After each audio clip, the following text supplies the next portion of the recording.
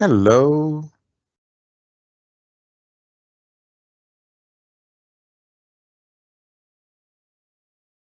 Hello, are we live?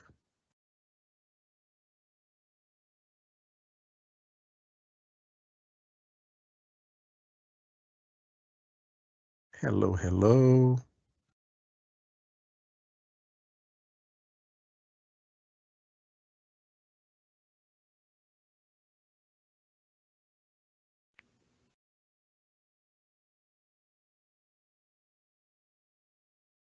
Mm, We have 0 attendees.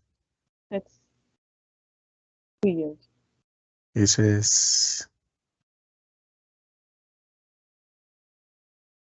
Isn't there any other options?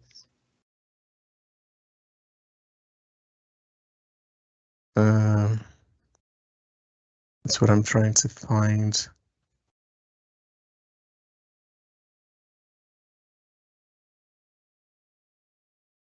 Oops. Okay. I probably did something wrong.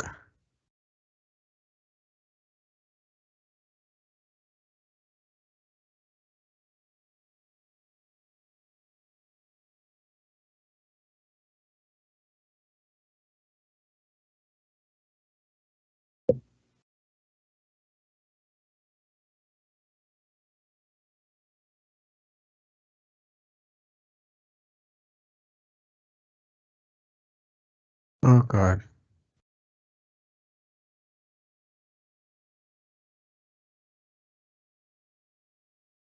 And I don't even know how to help because Yeah, and yeah. I'm Uh, trying to find. Oh, God, God, God. Is this the regular Teams or is it just like Zoom, which has the Zoom webinar, Zoom? It's like a Teams webinar kind of thing. I mean, it should be at least.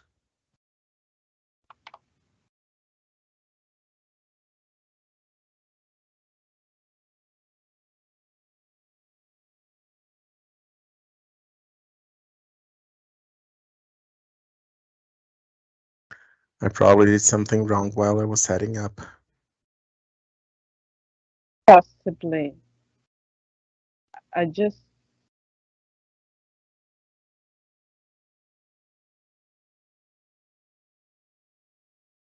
Oh my God. I'm trying to find something here. Did you use the link that you got from me? I used the link that was in my Google Agenda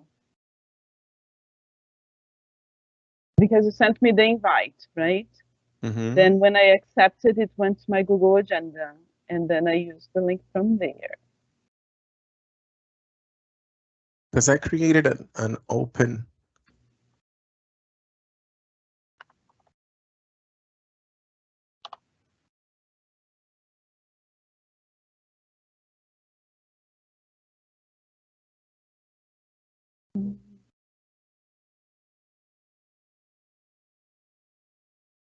Yeah.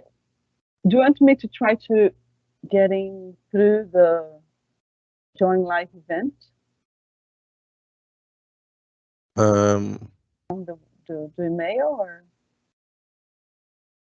yes, if you can, do you have another account? But maybe you can try. let me click to see what happens.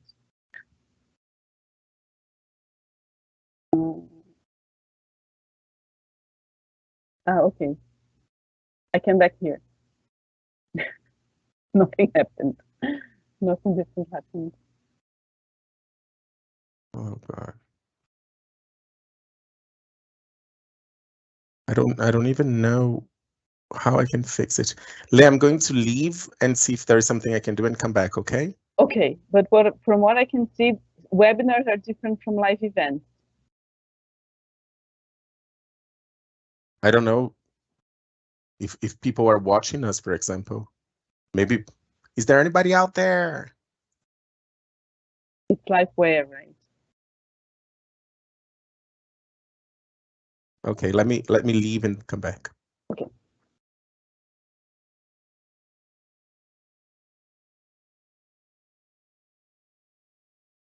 No, actually.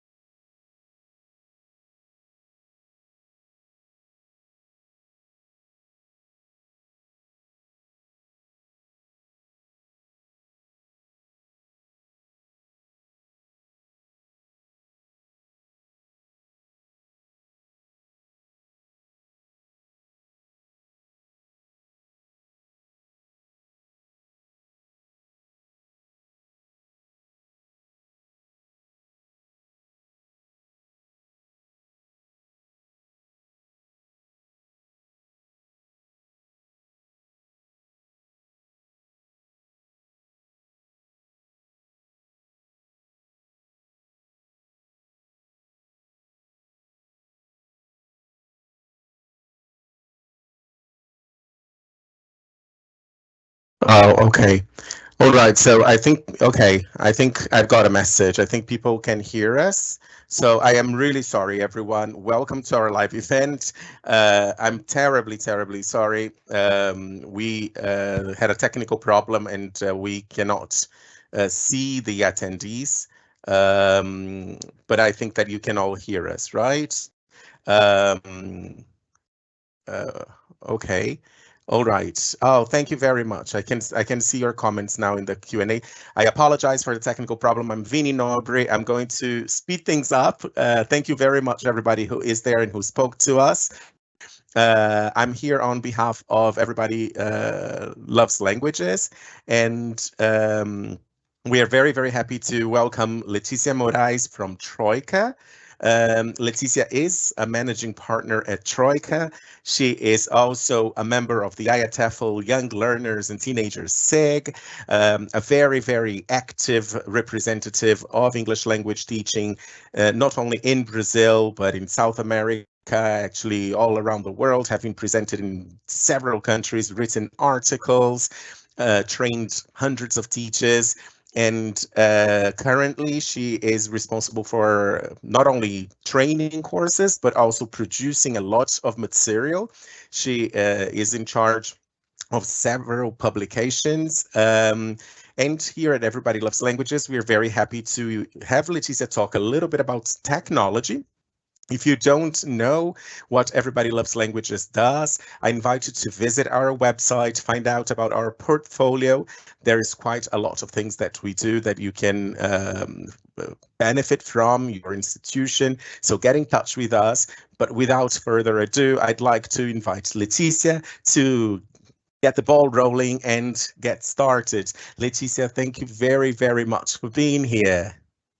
Hello, everyone. Thank you for joining us. And thank you, Vinny, for the lovely introduction. Um, I'm not sure if you can type any messages for me because I cannot see any answers, in fact. I can, You can? I Okay. can, and if there are questions, or I'll read them for you. All right. And first of all, I have a first question, which is, can you all see my presentation? Okay, everyone, can you see? Can you please type in the Q&A if you can see Leticia's presentation well?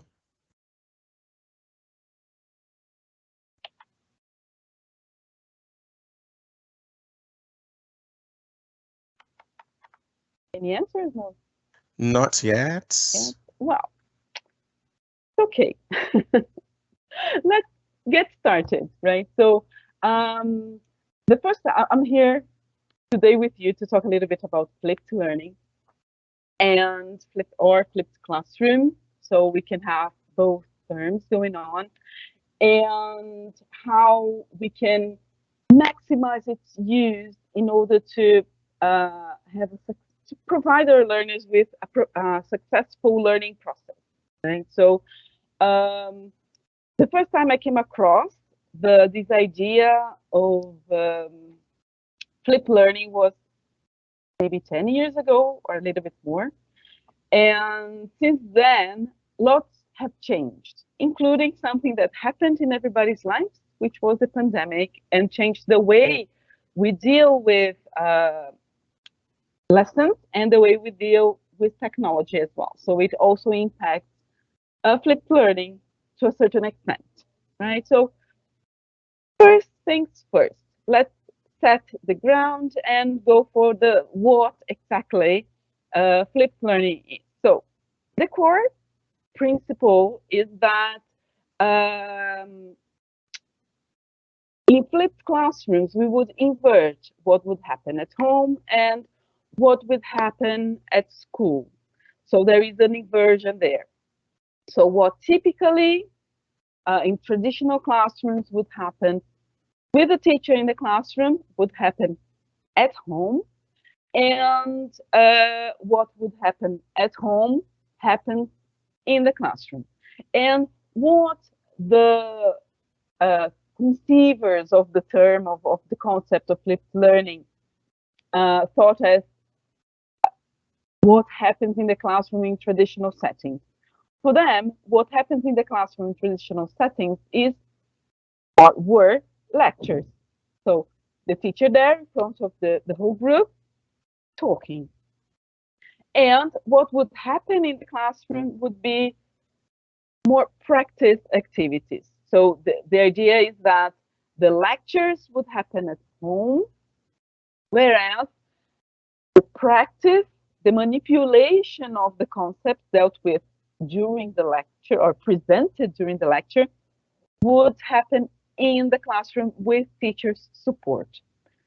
The idea behind this inversion is to favor active learning, especially in the context where flipped learning was conceived. So it was conceived not for language teaching, it was conceived for regular schools and universities in which typically this happens, right? The teacher there in front of everybody, and there wasn't much active learning going on. So the idea was to favor a more active participation of learners into their own learning process, right? So this would typically happen via videoed lessons. So the initial idea would be that teachers would record what they would lecture and learners would watch that at home, right? And then the discussion which would stem from that would happen in the classroom, right? But then comes my first question, and feel free to answer that in the Q&A box, maybe, right? So is assigning video lectures to be watched at home enough to promote active learning? What do you think? Do you think this is something? Think about this initial context, right? Not exactly language learning context. We're going to delve into that in a moment.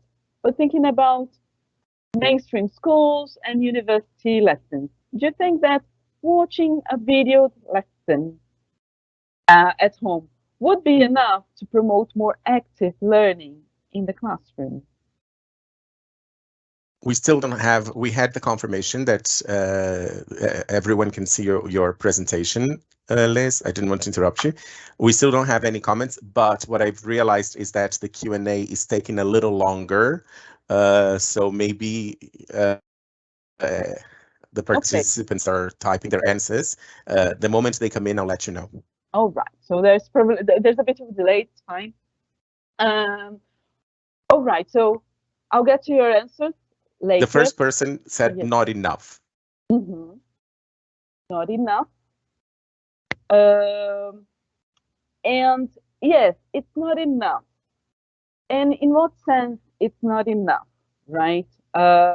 In the sense that many times, and depending on how it was implemented, the videoed lessons wouldn't allow for questions to take place, clarification, questions to be asked, or anything like that, right? So it seems like the videoed lessons themselves could be the beginning of a process, but in the classroom, the lecture could continue and not actually the interactive part with learners, right? So,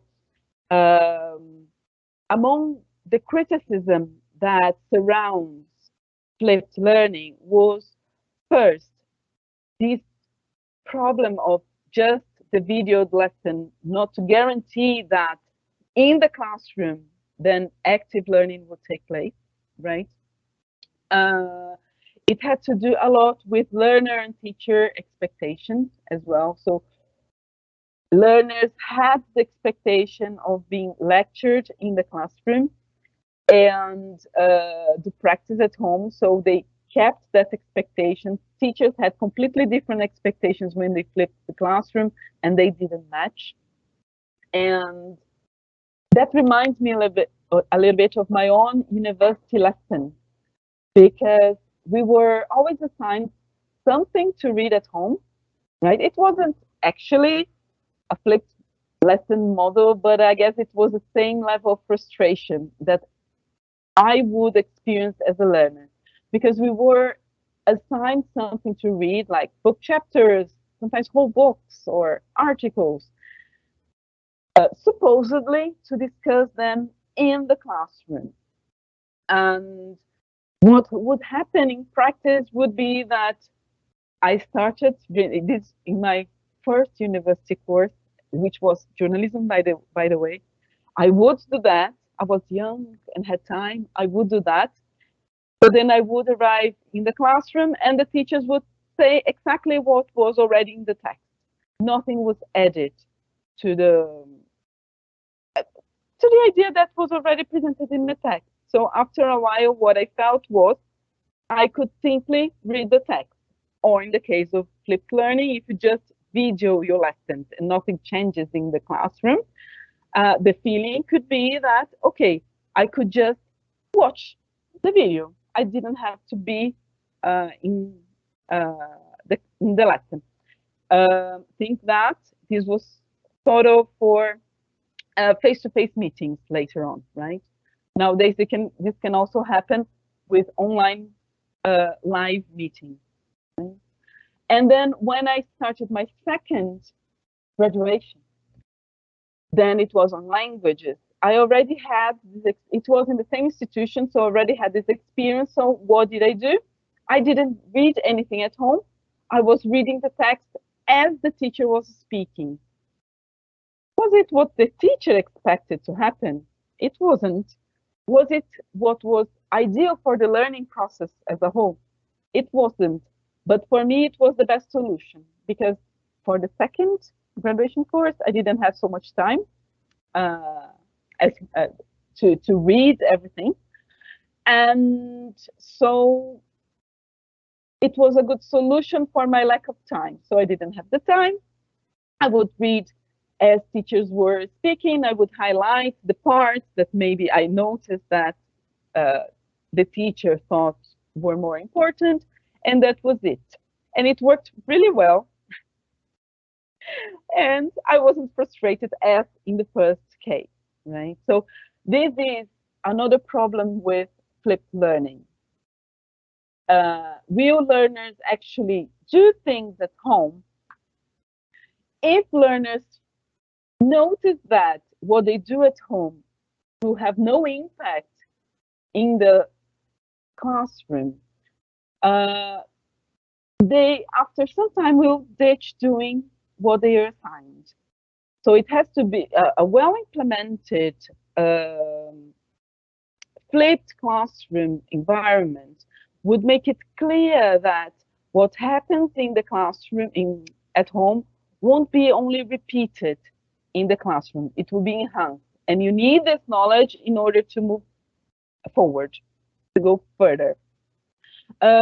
Another typical criticism that happens is that for preparation reasons, in the case of the teacher now wearing the teacher's hat, it was really time consuming to record the video and so on and so forth. So it was hard on the teacher. There were also technological issues happening, just like, well, we experienced something today, right? So technology is great, but sometimes there are some issues, they happen, and they are part of life. And then these technological issues could prevent lessons from actually happening, from learners watching the video lesson or the teachers actually recording that. And by the way, Vinny, did you have any answers besides not enough for the question? There were quite a lot of people saying exactly the same. Not enough, not enough. And just so you know, Lei, I don't know if you want to maybe address it now. There is another interesting question that maybe you want to keep up your sleeve there regarding how long it takes for students to get used to the flipped classroom as well. And if there are any tips or guidelines to accelerate, to speed up the implementation of the flipped classroom too. I believe you'll probably tackle something around it, but just so you know, this is another question that came up. Nice. We'll talk about that in a second. And then talking more specifically about language learning context. Right? So there were lots of criticism. The concept of flipped classroom is something still new for education, if you come to think. So it was first, well, it's a bit debatable who coined the term, but most sources would say that were two high school chemistry teachers from the US who coined the term in 2006. So it's roughly, it's not even 20 years yet. And if you come to compare that with the communicative approach, for example, it's a huge difference, right? So it is something that is being, that people have been experimenting. There are criticism, and criticisms are there for us to develop and improve. And I want to delve into that, but into the EOT context, right? So everything I mentioned up to this point was related to non-language lessons, right? Okay, when it comes to the language learning bit, things change, right? So I've just mentioned the communicative approach, for example, and if we come to think, language lessons, they are naturally more communicative than a chemistry lesson, like the teachers who coined the term, right? So it involves more communication because communication is what we are developing. So language lessons, they are already more communicative. However, this doesn't mean that there isn't room for flipped learning, because although it is more communicative, there are still moments that are less communicative, in which learners maybe need to do something on their own for some times, and so on and so forth.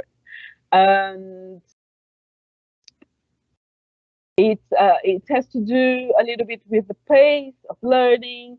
There are different moments in the lesson. It's different from a chemistry lesson in which it will be typically the teacher lecturing, no active learning taking place, and learners then doing exercises.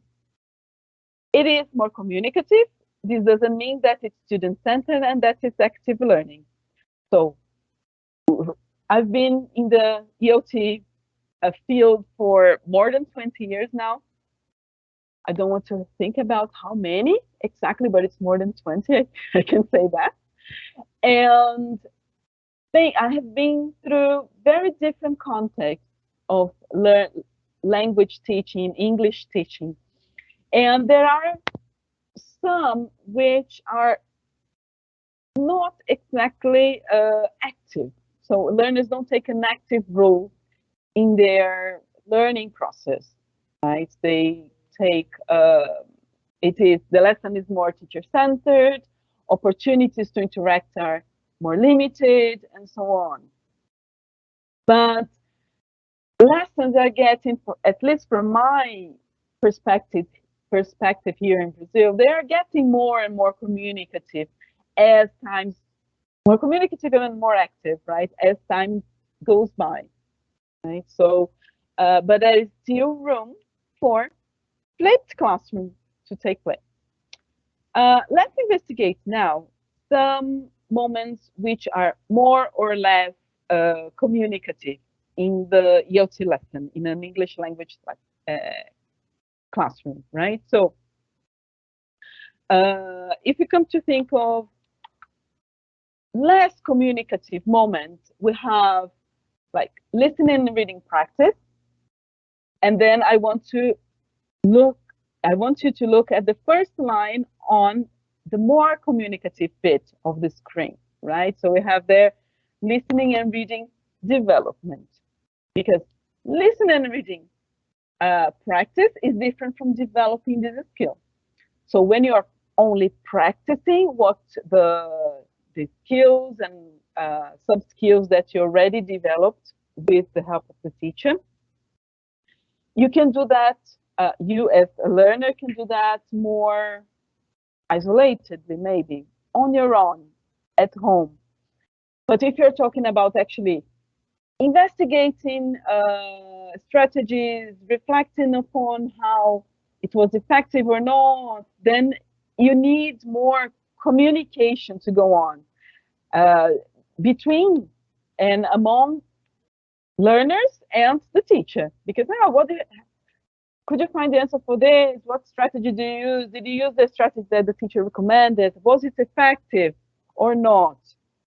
Can you think of other strategies that would happen in the same way? So listening and reading would be more or less active, more or less communicative, depending on how you see that as practice or as development. When you're talking about controlled practice, either grammar or vocabulary, it's usually something that doesn't demand so much communication, that learners tend to work on their own, maybe compare their answers, but mostly on their own, as opposed to freer practice, in which we need this interaction going on. If you're thinking about a PPP, presentation practice production methodology approach, the presentation part is definitely less communicative, it's more teacher-centered, but the production demands the interaction amongst learners. If you're thinking about PBL, even PBL is a typical example, and that's why I brought it here. PBL is a typical example of an active learning approach to language learning. So it is very active most of the time. There are still some moments in which learners need their time. They need to get there and to do and to think, and for example, do some research in order to carry out their project. And then the presentation or the discussion part of what should we include in the project, and this and that, and the mediation between what was learned, what was discovered during the research, and what is going to be used, what is actually useful for the project. This is very communicative, and this demands very active participation of learners, right? So we can see that there are different moments. We need, if we make a parallel with young learners' classrooms, when we have tearers and settlers, when you're talking about communication in the classroom, there are also moments where you have more communication and less communication going on, and they need to be balanced, right? Um, Another technique or another tool that we can use in order to think of where to think of flipped classroom is the Bloom's taxonomy, right? So yes, I'm guessing you are acquainted with Bloom's taxonomy, but it works with higher and lower order thinking skills. So if you think of moments in which are more or less communicative, we can think of the lower order thinking skills like remember, understand, apply.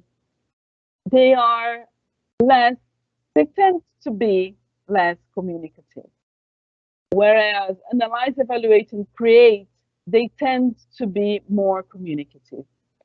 So when you're thinking about implementing flipped classrooms, we don't have to go uh, all the way through. So we don't have to flip everything, all the course at once.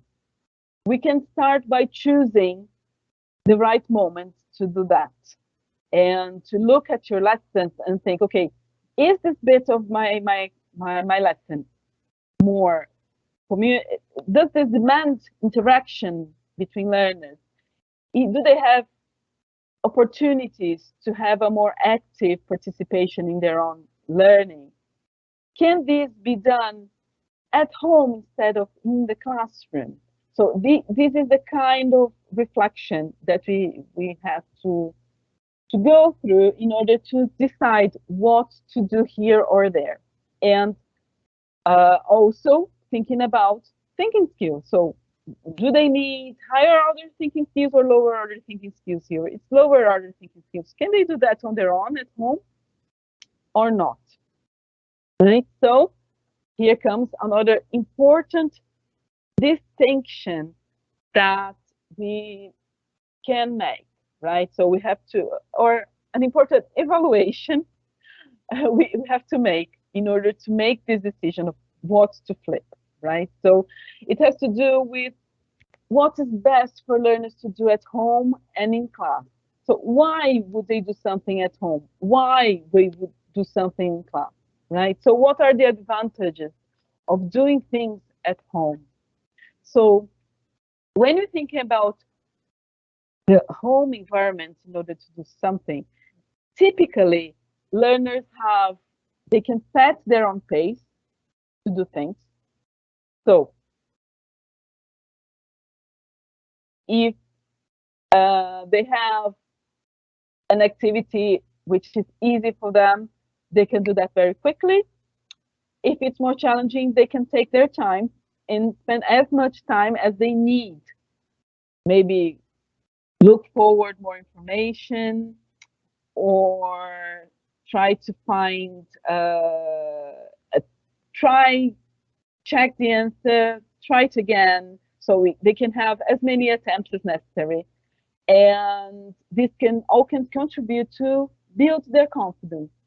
Because while they're at home and they can set their own pace and they can do and redo an activity, they will be more certain of the choices they make, the structures they use, and so on. So the home environment gives learners time to do that and not to feel exposed when doing that in the classroom, because in the classroom, there is a set time.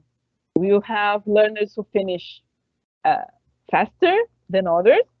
We have learners who need more time, and we as teachers will have to find a balance there. So not so much time, not that little time. So we have to strike a balance there in order to try to cater for everybody's needs. But if they do that at home, they can do at their own pace. If we think of the class environment, we do have something that cannot happen at home, which is the teacher support and guidance. So remember when I was talking about listening and reading practice versus listening and reading development? When you're developing new skills and sub skills for listening and reading, for example, the teacher can offer support in this development, guide learners, and this is something that will happen more effectively in the classroom. Learners can have some guidance questions for guided discovery, for example, of language, but the teacher can feel how or where learners are in that skill or in knowledge of a certain system and gauge the challenge and say, okay, you already know this, I don't have to go there. Let's see where you have problems and let's or more difficulties or what's not so clear and try to clarify that and guide them and really help learners in this process. And also, whenever have interaction between peers and teacher, we need to be in the classroom, right? And this classroom can be either online or face to face, but you need to be there interacting with people.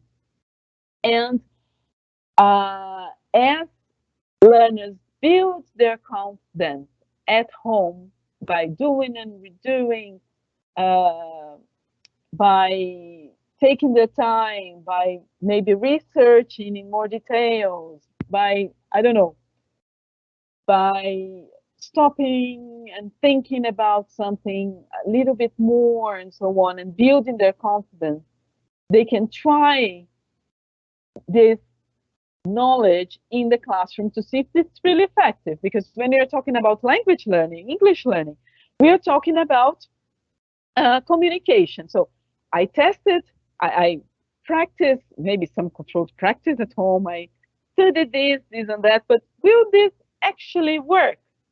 It is in the classroom where they are going to test that.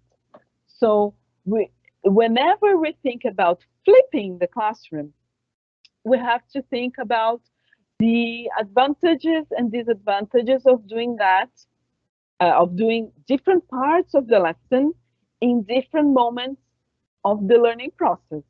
In the case of flipped learning, in the classroom or at home. So this, as I will go back to the question Vinny read for me earlier, right? Which how long should learners need in order to actually get used to flipped learning? It will depend. It will depend a lot on the learners because sometimes they're not used to that. They have the expectation that the teacher will provide lots of things, especially if you're talking about adult learners. They may have this expectation, but it's very important to be strategic. So you can start with some lessons very strategically chosen so that learners can understand uh, the gain of doing that and what's expected. It's a matter of really understanding and feeling that, right? So some tips here for you that I Le, have. Yes. sorry, before we move on to the tips, I'd like to pose two questions that I think are very connected to what she was saying, and maybe you want to explore them. Yes. There is one question that goes, in flipped classroom, must we teachers pick and choose the lesson goal? And the other question is, should the teacher decide on the pre-class material other than the book content, or should the teacher just let the students choose at random, totally by themselves? So I think that these are two questions about decision making, and you kind of like touched on these 2 points. So maybe you want to expand a little bit on them too. I'm all in favor of giving choice to learners, but they need to be genuine choice. And for that to happen, learners need to know, let's say, the consequences of that. They need to be, as we say in gamification, they need to be meaningful decisions, which means that they need to have an impact. So it may be a little hard for learners to choose what to do at home without knowing the implications.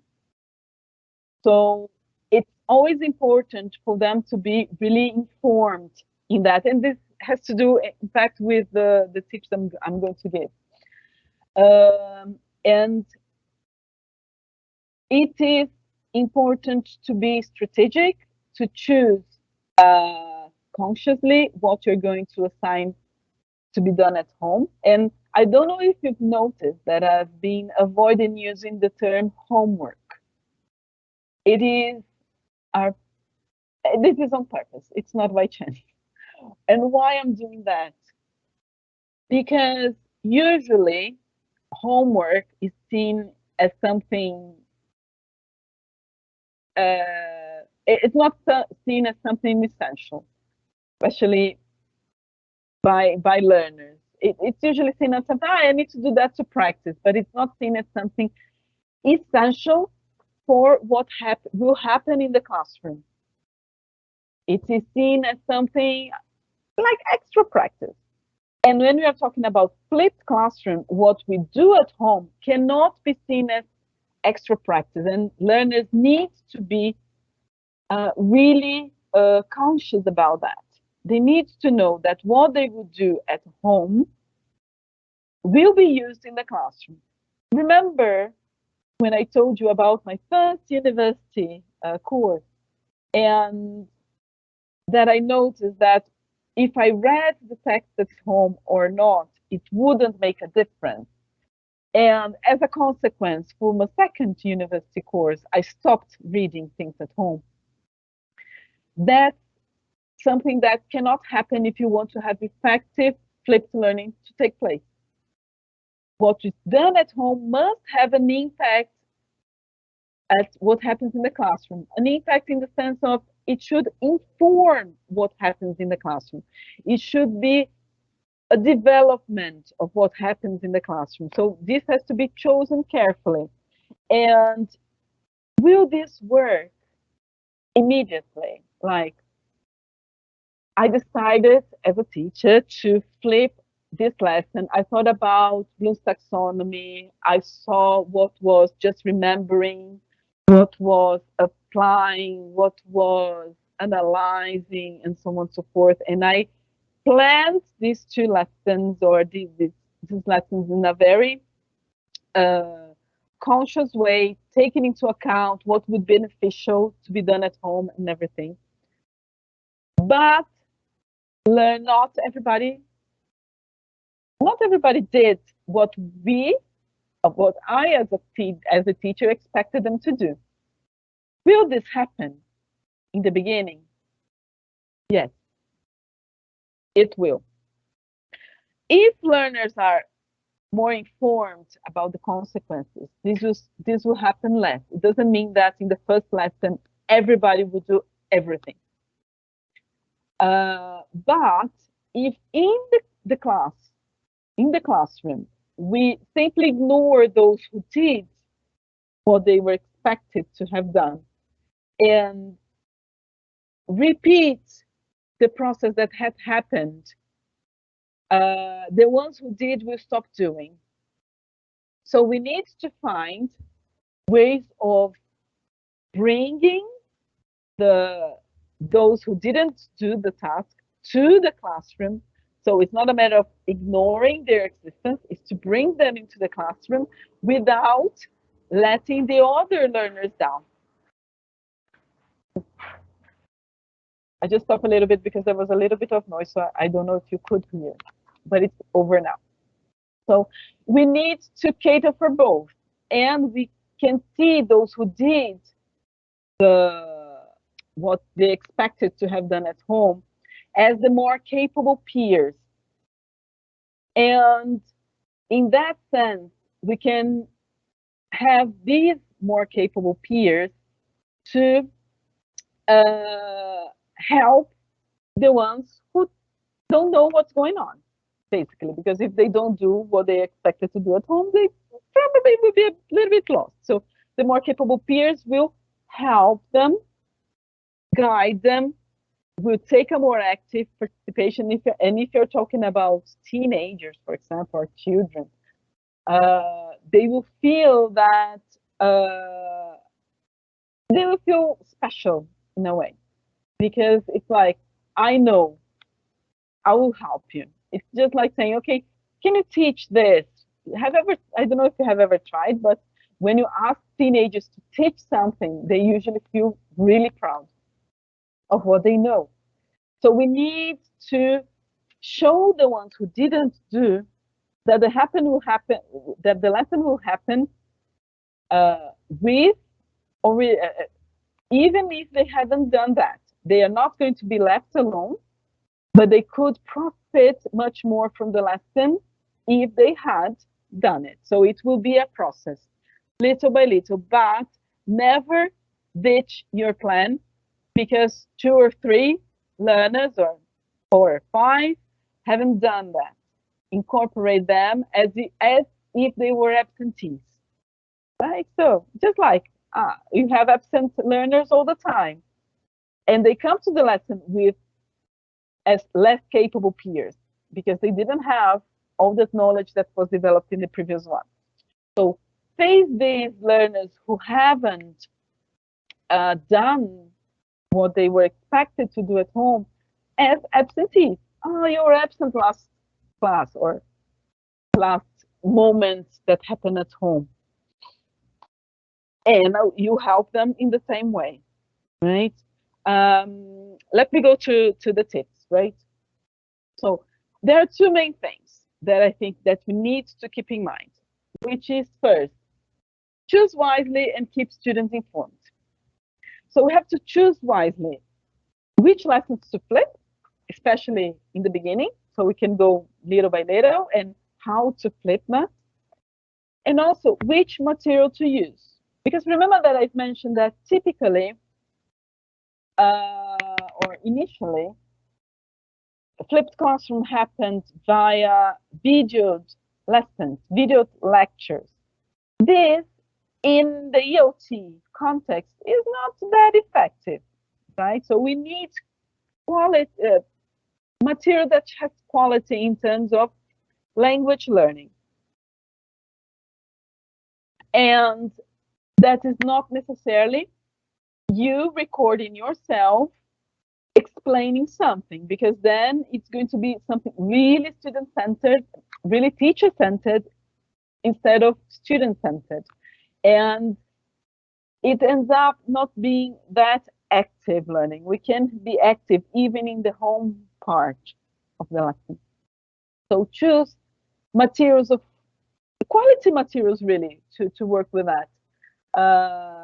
We don't have to record ourselves and to compete with things that are available that have much more quality, because there are people specialized doing that, right? So it's different from, okay, as Vinny mentioned, I work a lot with materials writing as well, right? So materials writing is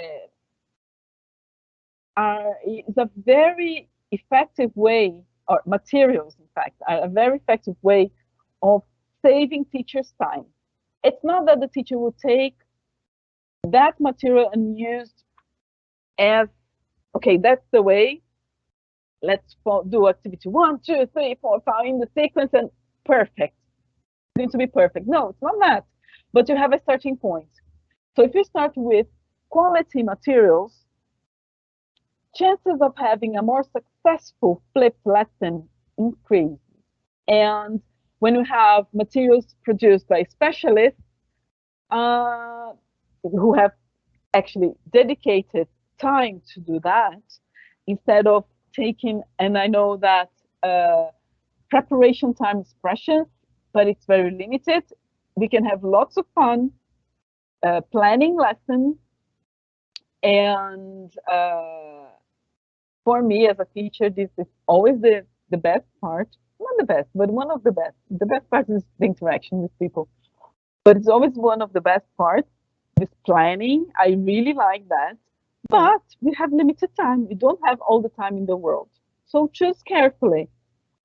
Choose what lessons, what materials we have available, which part of this material can be done at home, and which is better will be maximized if done in the classroom, right? So choose wisely. Mhm. And keep everybody informed, like learners informed. They need to know what's going on. Because if they don't know the impact of what they're going to do at home for the next lesson, maybe they will give up doing that more easily. So they need to know, okay, I'm asking you to do that at home because then you have your time, you can do and redo as many times you want, you can check, you can research, you can. This will depend on the kind of activity you assign for home, for them to do at home. And also, why you're doing that. Why are you asking them to do that at home if they are used to doing that in the classroom? Explain why. And ask them to try it out. Let's experiment. Then you tell me how it worked. If it worked well, if they liked, or if they didn't like. If they didn't like, why they didn't like. If they liked, why they liked. And then by doing that, you will be building this culture, let's say, of flipped learning, of the flipped classroom, little by little, for them to get used to that, especially if they have never done that in their lives.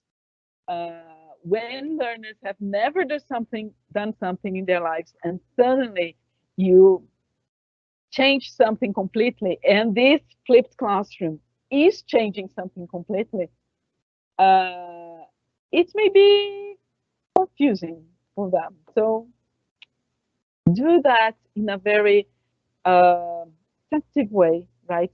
Inform them of all the steps. It's very important for them to understand why you're doing that and to hear from them as well. I don't know if you have any more questions, Vinny. There is one, a very interesting question. Would you say that this is an interesting approach for adult learners who feel anxious and who feel pressured in class, incorporating but not limited to neurodivergent learners, for example? Definitely. I always mention young learners and teenagers because, especially teenagers, is my favorite age group to teach, but definitely for adults. Because sometimes they need more time. I remember once I had it was a B2 learner, CFR B2 learner, and I was in the beginning of my career, and then I assigned an activity in the classroom, and I set a time limit because I thought that that would make the lesson more interesting. There were some teenagers in the classroom as well, like to bring this feeling of competition. And then she called me the end of the lesson to tell me that she hated that. And I'm really glad she did, and because she explained why. And she told me that in their lives, in her professional life, she was under pressure all the time. And she didn't want to feel the same way in the English classroom, right? So definitely, especially when learners, especially if you have groups in which you have learners who are faster, not necessarily better, but faster, and learners who need their time. It is very interesting to identify what kinds of activities have this a bigger difference of production, and then assign those to be done at home. And so that learners who need more time, who maybe have any kind of special needs, can do that at their own pace, at their own time. If you're talking about dyslexia, for example, it can be really interesting to for them to have this time to do at home. If you're talking about reading practice, for example, it can help them a lot. So definitely, yes. And just to wrap up, we've got a few minutes left. Cynthia has a question about whether we should review what was done at home or just ask some questions. So I understand that the question revolves around the content that students were exposed to at home and the role of the teacher in that sense. Should the teacher review the whatever was done at home as part of the flipped classroom, or just ask questions about what was done at home? It, I would say that investigating maybe via questions what was done at home is going to be more effective, because if you reveal that everything, the ones who didn't do that may feel that they can get away with that it wasn't necessary, because they don't understand they're not specialists as we do, right? So they don't understand the importance of going through the process. They maybe just the answer for them would be enough. So reviewing could be not that effective, but addressing what was done and incorporating what they brought, or checking if they have questions, if there is something that was more difficult or easier, or and then thinking about strategies maybe to deal with that, and not only giving the answer, for example, maybe a way to go. This was the That's last one. great. I think this is the last question. Do you have any final remarks, any final considerations? It's just it's I guess that's when we're talking about language learning, we have to see the learner that's in front of us, and we need to be consistent. And don't give up because the first time you tried it, it didn't work out. Because there are advantages of using the flipped classrooms. There are criticisms as well. Nothing is perfect in this life, but we need. That's why it's important to understand why we are assigning something to be done at home and why we are favoring something to be done in the classroom. So having this idea and this notion is what will make a difference, considering those learners who are there in front of you, because That's it may be different. that's very nice. I'd like to thank everybody who was here and ask you to send some feedback and send through the Q&A a word to summarize today's webinar or a comment. I'd like to thank Leticia very, very much for her time, and Troika as well. I particularly liked very much the fact that in Leticia's presentation, flipped classroom was maybe demystified a little bit. So she showed us how feasible it is, and in a very pragmatic way. It didn't sound too complex, but at the same time very serious. It is something that we need to do with a lot of awareness. There's a lot of decision making that we need to go through, and the teacher needs to understand their role. So a lot of very interesting insights. Thank you very much, Le. And on behalf of Everybody Loves Languages, I think that, flipping the classroom with some good technology is the way to go. And we can definitely provide you and your institution with the tools to flip your classroom and maximize the time that you have with your students, with your learners, and really fully explore the different resources so that students come to class even more prepared, more engaged, even more interested, with more time for communication and more possibilities to differentiate learning. So we've got lots of thank yous here in the Q&A. So I thank each and every one of you who's attending us, and I'll say goodbye and leave with you and Leticia with a huge thank you. Leticia, Le, it was wonderful to see you. It was wonderful to have you. Have a fantastic Thursday, everyone, and stay tuned with Everybody Loves Languages. Thank you, Le. Thank you, everyone. Thank you, Vinny. Hope to see you again soon.